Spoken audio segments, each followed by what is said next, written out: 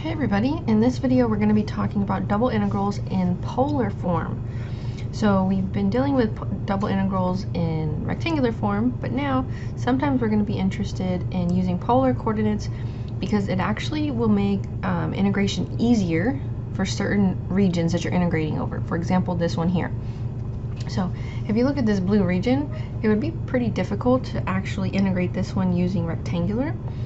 So let me just sort of show you that real quick and then explain what's going on here with all these things, because this is partitioned using polar coordinates already. So let's say we put a XY coordinate system on here. Just sort of throw this on here real quick. And then think about what you'd have to do if you wanted to do, for example, horizontal cross sections.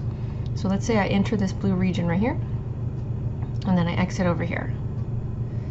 Well, I would have this slanted blue line as my entry function, and then this curve, this funny squiggly curve on the blue region as my exit. But let's say I enter a little bit lower. I take a cross section here and exit here. I still enter at this slanted blue line, but I'd exit at this slanted blue line.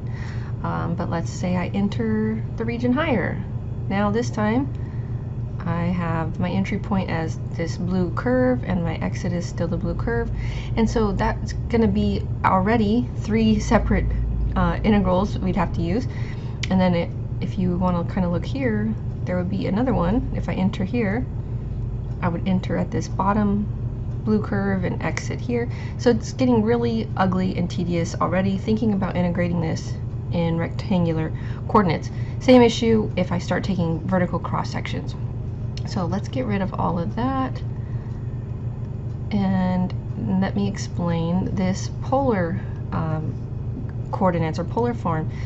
So what you want to do, instead of using X and Y as a part of your rectangular partitioning, we're going to use theta and R.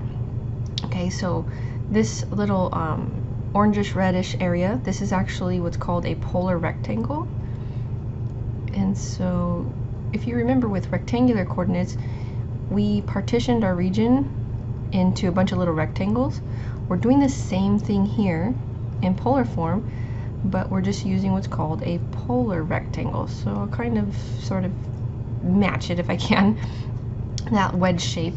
Okay, so that's this thing right here. Okay, and we call that a polar rectangle. Okay, so this polar rectangle has you could think of like the width almost, but it would be the change in the angle, change in theta, and then think of like the height as the change in R, the change in the radius. Okay, so that is a polar rectangle. And so what you do when you're partitioning your region, and remember the region here is this blue area, you're going to do 2 things. You're going to take a radius as a starting point. So this blue region starts at this radius, okay, right here, okay, or anywhere along this bottom blue curve. Okay, so if I think of concentric circles, you can kind of see part of them here, but if I just started forming concentric circles, all right, and then this is sort of like what you would get if you use polar graph paper, then I have a starting radius and like an ending radius for entering and exiting my region. So I'm entering my region at what I'm calling this little r equal to the function g sub 1. Then I'm exiting my region here at r equals g sub 2. So let me just sort of draw that. If I enter and exit my region, okay, I'm entering here at r equals g sub 1, and I'm exiting my region at r equals g sub 2. So I'm entering at one radius and I'm leaving at another radius. Let's clear some of this up. Okay. And then the other thing that you need is angles. So just like we need x and y when we're partitioning using rectangular coordinates, we need an angle and a radius for polar form. So my angle is right here. So I'm saying that my region starts at this angle. In this case we're calling it alpha, theta equals alpha, and then my region sweeps all the way through and then ends over here at this angle. Whoops, Let's see if we can straighten that up a little bit better. Okay, and so my whole region kind of goes from this angle to this angle. It's included in between these two angles, and so this one we're calling beta. And so R in polar form is between one radius and another radius. Okay, just like in rectangular, we're between two x values, and then we're between two angles here, two theta values, and that would be equivalent to like saying the y values for your rectangular form. Okay, so instead of saying x and y, we're saying r and theta.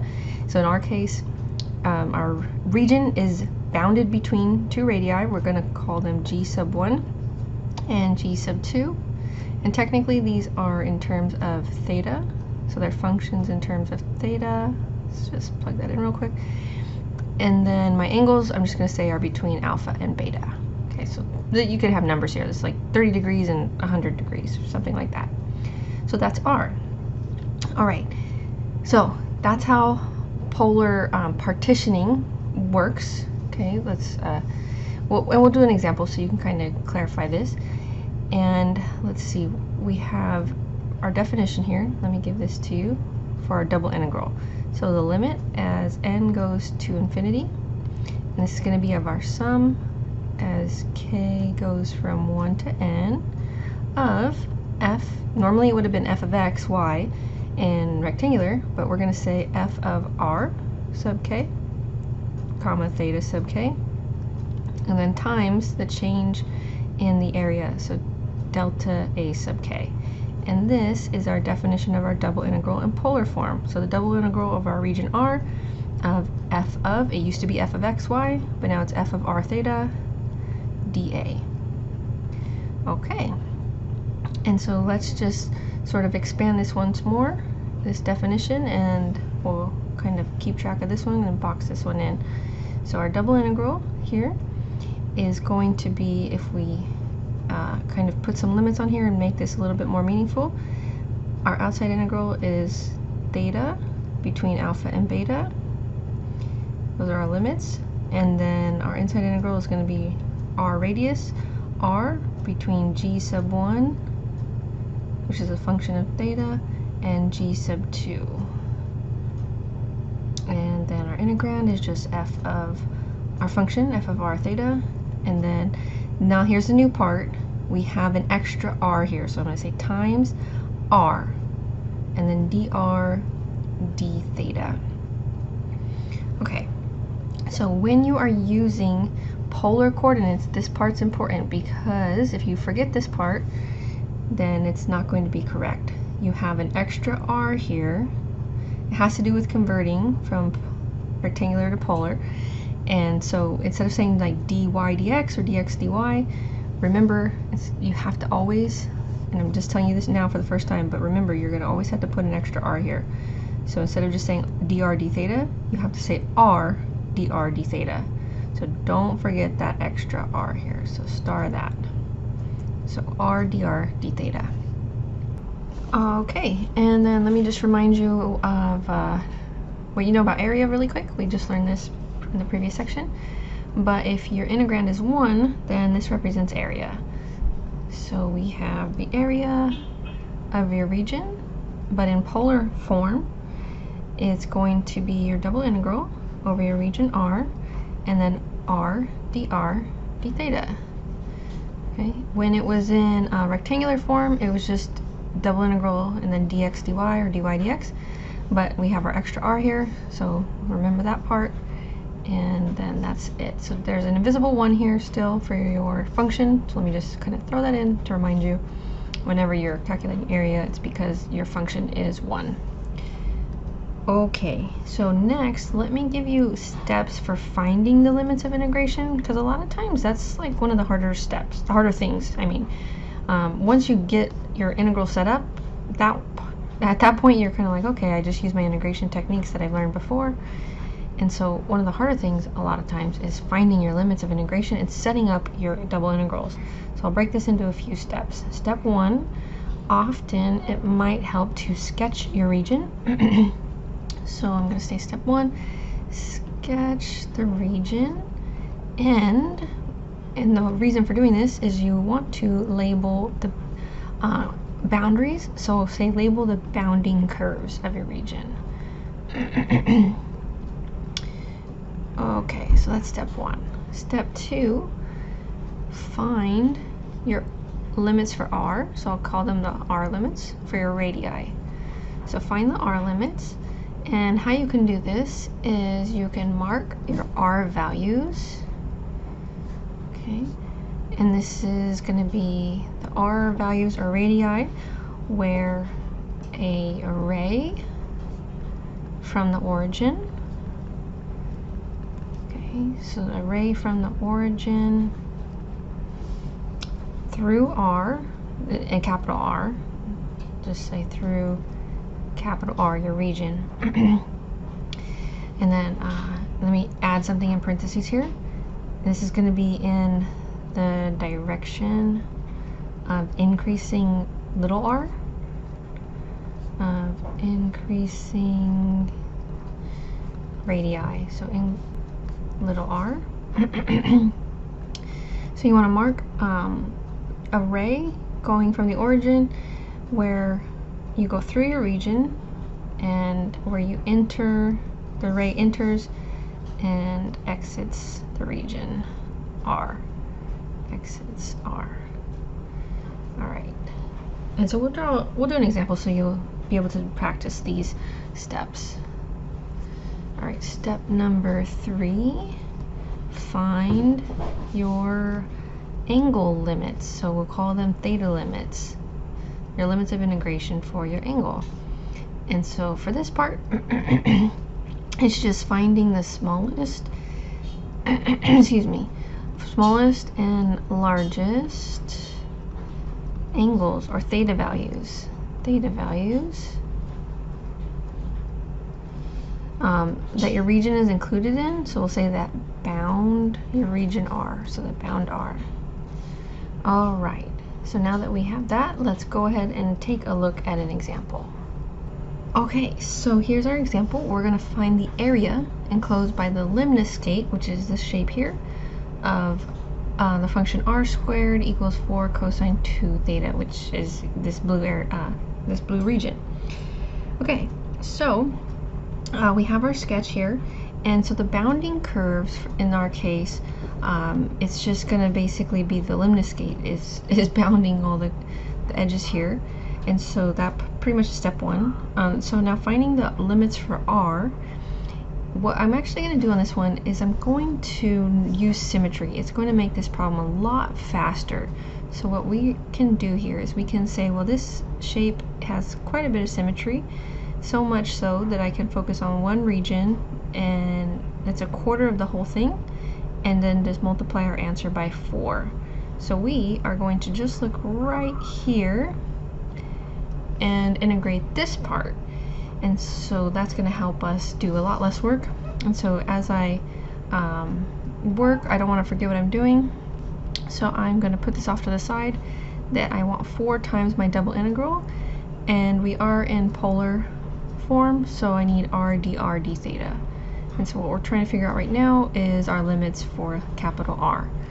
So again, because this is area, that's why my integrand is an invisible 1. So let's deal with our second step, which is our limits for R. So little r.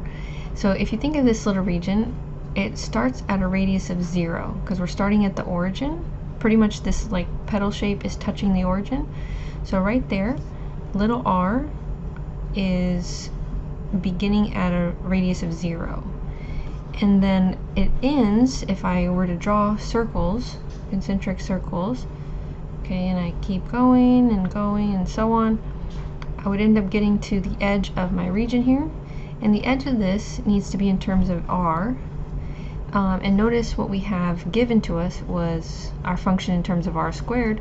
So if we just take the square root, this is going to be r equals square root 4 cosine 2 theta. R goes between 0 and square root 4 cosine 2 theta.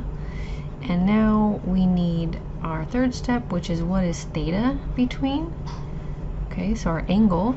So our region here, let me change colors on us for this one. Our region is between an angle starting at the positive x-axis. So this is one theta value.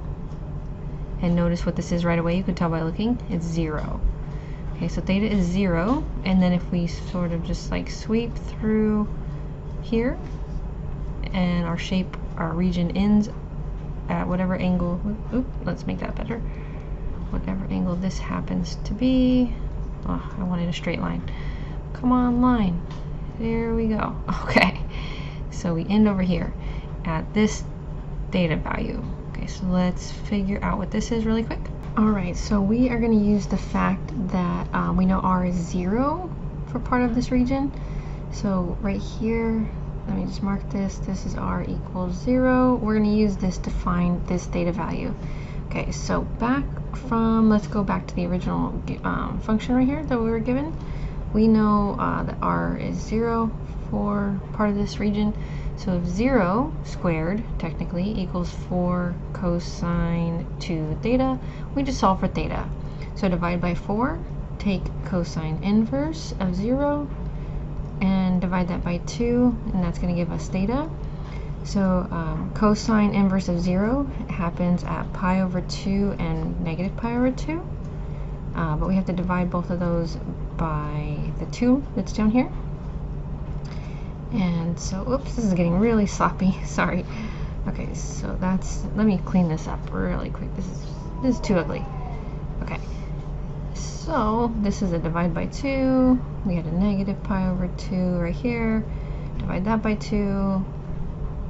And so we have negative and positive pi over 4.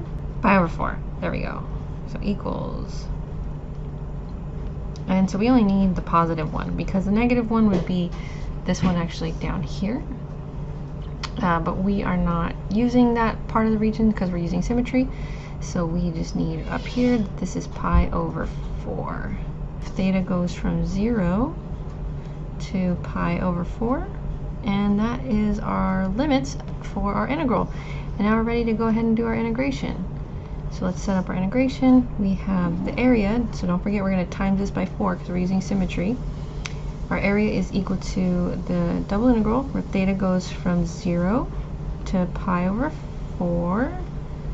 And then the inside integral, little r, radius, goes from 0 until square root 4 cosine 2 theta. And then our integrand is 1.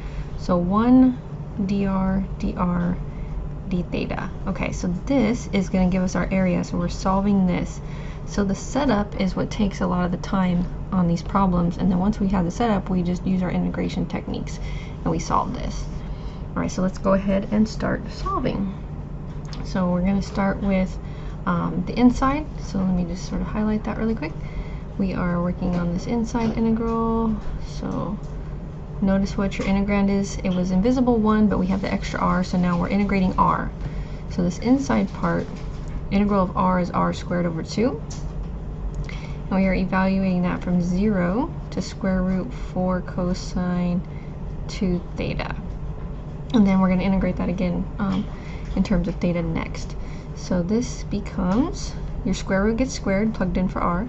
So it's going to be 4 cosine 2 theta over 2 minus 0 squared over 2, so minus 0. So this becomes just 2 cosine 2 theta. Alright, so let's go ahead and pick up right back here. So this equals 4 times integral from 0 to pi over 4 in terms of theta. And we have 2 cosine 2 theta d theta. Okay, so we're well on our way to finishing this real quick. And let's just use u substitution really fast. We have u equal to 2 theta, so du, let me make this more clear. Okay, we are on this part right here. Okay, du would just be 2 d theta, so we're going to divide out at 2 here. So we have 1/2 du equals d theta. And you might be able to just do that part in your head. So the 4 gets divided by 2, so that's a 2. integral of 2 cosine u du. And I'm leaving my limits of integration off on purpose because I'm going to resubstitute in just a minute. Instead of changing my limits, I'm just going to resubstitute in just a moment. Okay, so that's now a 4. Let's just write 4 here. Integral of cosine is sine, so sine of u, but let's go ahead and resubstitute and call that 2 theta. Evaluated from 0 to pi over 4. Plugging that in, we're going to get 4 times sine of pi over 2, because if we plug that in, we divide out the 4 with the 2. So pi over 2 minus sine of 0. Oops, that says 0. And so that's going to be 4 times 1 minus 0, so that's just 4. Final answer, the area of this region, the whole thing, is 4 units squared. It would have been 1 unit for that little highlighted, if we go back up here, highlighted portion, but we multiply that by 4, and so this whole lemniscate, the area enclosed by it, is 4 units. Alright, the next thing we're going to do is we're going to be changing Cartesian or rectangular integrals into polar integrals. So we just learned about how to write our double integrals in polar form. Now we're going to be working with converting from rectangular or Cartesian to polar. So the substitution that we're going to do is let x equal r cosine theta, and then y is going to equal r sine theta. And then we're going to replace dx dy or dy dx with r dr d theta. And then once we've done those things, we're going to find our limits of integration in polar form. And so what we end up with is that we have our double integral over our region R in rectangular or Cartesian form. And remember, this can be dy dx also, is equivalent to our double integral over our region, but we're going to call it P, as a region R defined in terms of polar coordinates. So it's the same region, it's just defined in terms of polar coordinates. And then it's going to be of f of r, which would have been x, but it's r cosine theta, y, which is r sine theta, and then we have r dr d theta. Okay, so this is how we would convert to polar from rectangular or Cartesian. So let's take a look at this example. We are going to evaluate the following double integral. So over the region R, our double integral of e to the x squared plus y squared power dy dx. Okay, let me tell you a little bit about r though. That's going to be part of what's given. So this is where r, the semicircular region, so bounded by the x-axis and also bounded by y equals square root 1 minus x squared. Alright, so let's draw this really quick, and then hopefully you recognize that this will be pretty challenging to integrate if we leave it in terms of Cartesian, but it's going to be really simple if we put it in polar. So let's take a look at what this region actually looks like. And so we have, let's see, it is a semicircle. The x-axis is part of the boundary, we were told. So let's just kind of highlight that really quick. Y equals 0. All right, and then the circle part, the semicircular part, we have this right here. And if you need this to look more familiar to you, to see that this is the top half of a circle, if you just sort of start rearranging this, like let's see what happens if we square both sides. We get y squared equals 1 minus x squared. And if you add x squared to both sides, notice that this is a circle centered at the origin with radius 1. So we only wanted the top half because notice that this is just the positive square root. And so that's going to be our region. Technically it should be symmetrical, but I didn't draw it very well. So just pretend that this is a symmetric circle. Okay, and then the region that we're integrating, what we're evaluating, is our function over this region, and this is the region. Okay, so we are going to go to polar, but let's recognize really quick what we have for our region R. So we know that what is between in terms of x and y, but what about theta and little r? Okay, so let's go ahead and start with theta.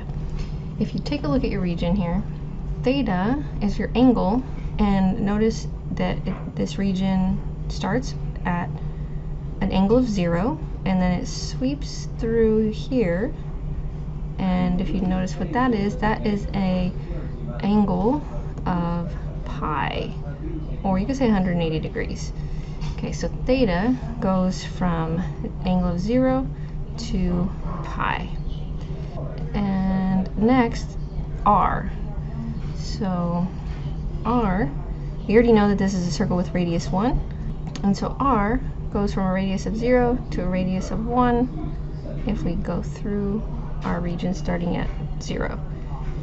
Okay, so that's what we have for our limits of integration in terms of r and theta.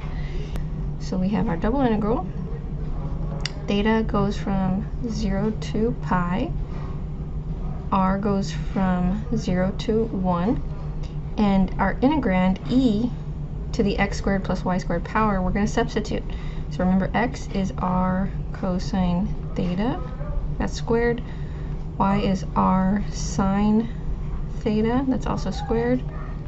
And then dy dx is r dr d theta. So we have it set up. Okay, so a lot of work initially, and then we go ahead and do our integration, but this is our setup. So from here, we're just integrating at this point. But we substituted our and theta into our limits, and we also substituted everywhere we had an x and a y. And so now it's just about simplifying and integrating. So notice what you have in your exponent. Let's just sort of focus on that for a minute. So right here in your exponent, that's going to be r squared. And if you factor that out, you have cosine squared theta plus sine squared theta. And that might look familiar to you. Hopefully you recognize from trig that that is 1. Okay, so we have double integral. Theta goes from 0 to pi. R goes from 0 to 1. This is e to the r squared r dr d theta. Okay, so let's just do a little quick u substitution and finish solving this integral. So let's let u equal r squared. So du would be 2r dr. And then if you notice, we have that r dr right there. So we just need to divide out this 2. So 1/2 du is going to replace r dr. Alright, so that's this part here. And so we end up with the following integral: 0 to pi for theta. I'm going to leave off my limits for r for just a minute because I'm substituting. So this is e to the u, and then r dr becomes 1/2 du. Let me go ahead and bring that 1/2 all the way to the front, and then d theta. Okay, keep going. So 1/2 integral of 0 to pi. Integral of e to the u is e to the u. So let's resubstitute and say that u was r squared, and we're evaluating that from r was 0 to 1. Let me just make that clear that that was the inside integral, and then d theta. Okay, so all of that part here was this. So plugging in our limits of integration, let's just put this back on really quick. Plugging in 1, we get e to the 1, which is e. Plugging in 0, we get e to the 0, which is 1. So our new integrand is e minus 1 d theta. And we continue. Okay, so integrating this. Remember, e is just a number, so integral of e in terms of theta is e times theta. There's still 1/2 in the front though. And then integral of 1, bring that 1/2 times that, is just 1 times theta. And then evaluating from theta is 0 to pi. So 1/2 e times pi minus 1/2 pi, and then all of that, we gotta plug in 0. So minus, technically both of those other two terms become 0, so we don't really need to write that. And this is our final answer. You can make that look a little nicer if you want to factor anything out, or you can leave it like that. I'll just go ahead and leave it like that. So 1/2 e pi minus 1/2 pi. And there we have it. So that is our answer. Alright, we're going to do one last example, and we're just going to work on the setup because that's going to be the harder part on this problem. And so find the area of this region R in the xy plane enclosed by the circle x squared plus y squared equals 4 above the line y equals 1 and below the line y equals x square root 3. Alright, so I started to draw part of it, but I want to draw the rest of it with you. And so I have the semicircle portion, or the circle actually, but I'm focused on just the part that I need. So I'm only over here in the first quadrant. The line y equals 1 is a horizontal line at a y value of 1. Okay, so that's, let me just move my tick mark. So that's at y equals 1. And then y equals x square root 3. That's just a line with slope square root 3. And so that one looks like this, kind of like this right here. Okay, let me label these things for you so you know what you're looking at. So this is a line y equals square root 3 times x. This is a line y equals 1. And then this is our circle here, this outside part. So we want the area of the region enclosed by all these. So that's this little piece right here. Okay, so this is what we're interested in. So we have to come up with some bounds and see what's going on here. Alright, let's go ahead and start with R. So we enter our region. If you draw from the origin, increasing in radius, and technically my black line should have also been at the origin, it's just not very straight. Okay, so that black line should be touching 0, 0 as well. So we notice where we enter at y equals 1, and then we exit at the circle. So let me write this more clearly. Enter, and then we exit the region at the circle, x squared plus y squared equals 4.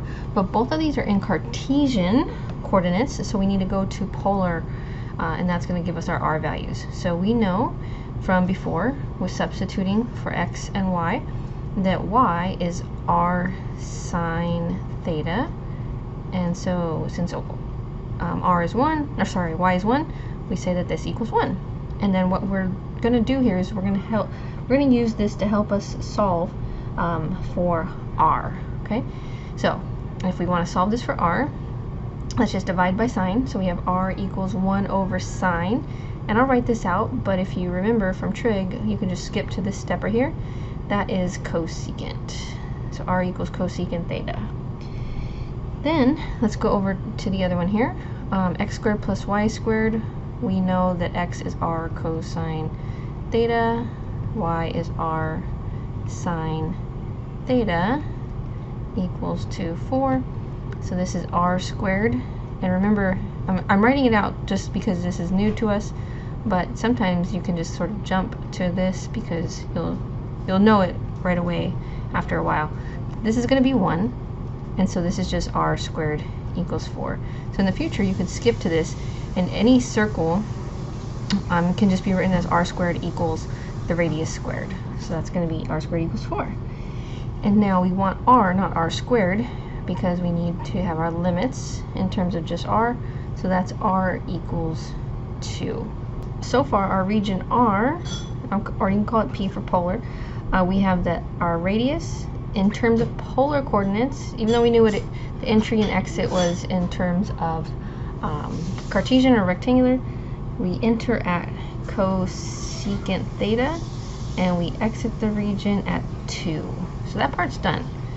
The next part is figuring out what are our entry and exits, or for theta, or what angles is this region between. So this region is between whatever this angle is right here, and then this angle right here. Alright, so our region is in between these two, just so you know what I'm doing, it's the angle being swept between those two lines, those two rays. And so we need to figure this out, and I'll call this one, like, just so you know, I'll call this one alpha, because from our very beginning definition, entry was alpha, exit was beta. So, and we'll call this one beta. Alright, so how do we figure this part out? Okay, so in order to do this part, we actually need to label some points that we haven't had to label up until right now. So I need to know, what is this point right here at the corner of my region, and also this one over here, and it's going to help us figure out theta. Alright, so what we know at this first point is that y is 1, and that it's on the circle. Okay, so we know that y is 1, that's on the circle. So if I go to my equation of a circle, x squared plus y squared, but y is 1, equals 4. And so x squared equals 3. So this is an x value of square root 3. It would technically be plus and minus square root 3, but we're in the first quadrant. So this point right here is square root 3 for x, comma 1 for y. Alright, now the other point up here, this is where y equals square root 3 times x meets our circle. So for that one, let me just move a little bit over. That is, you can also use your equation of a circle. So x squared plus y squared, but we know y is square root 3 times x, equals 4. And so we want to know what x is. And so we have x squared plus 3x squared equals 4. So 4x squared equals 4.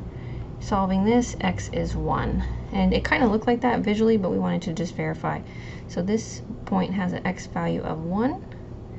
And in either equation, you can plug in x equals 1. I'll go ahead and just plug it into the equation of the line right here. And so y is square root 3.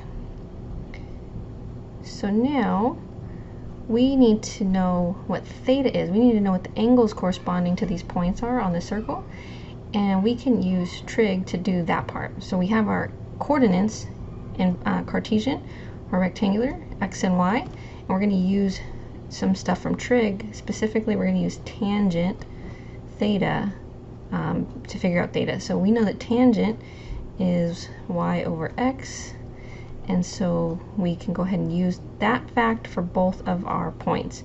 So for alpha, for angle alpha, we know that tangent theta is going to be 1 over square root 3. And so tangent inverse of, if you kind of rationalize this, square root 3 over 3 equals to theta. And so that would give us a theta value, and or alpha is what I was calling it, of pi over 6. So this is, theta starts at pi over 6, and then theta ends at the next point. Beta is going to give us that one. Tangent theta is this time going to be square root 3 over 1. So tangent inverse of square root 3 is our angle we're looking for. And so theta equals pi over 3. And that is our beta value, or where the angle ends. Okay, so this angle here, all the way through here, from 0 to there, is pi over 3. And then this smaller angle here was pi over 6. Alright, so the setup was the harder part on this one. So we got everything we need. We have our limits of integration here, and in terms of r and theta, and then we had been told to find the area. So the integrand is just invisible 1, so let's just go ahead and write that as our last part for this setup.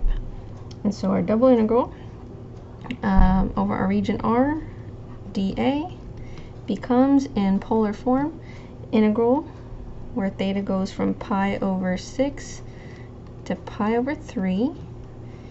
Integral of, in terms of r, goes from cosecant theta to 2. And then the integrand is invisible 1. And then because we're in polar, we have r dr d theta. And that is the answer for finding the area. We were just doing the setup. if you want to, just for fun, check your work. The final answer on this one is pi over 3 minus square root 3 over 3. Okay, so that is it for this one. We learned about polar coordinates and using them for our double integrals. Thanks for watching.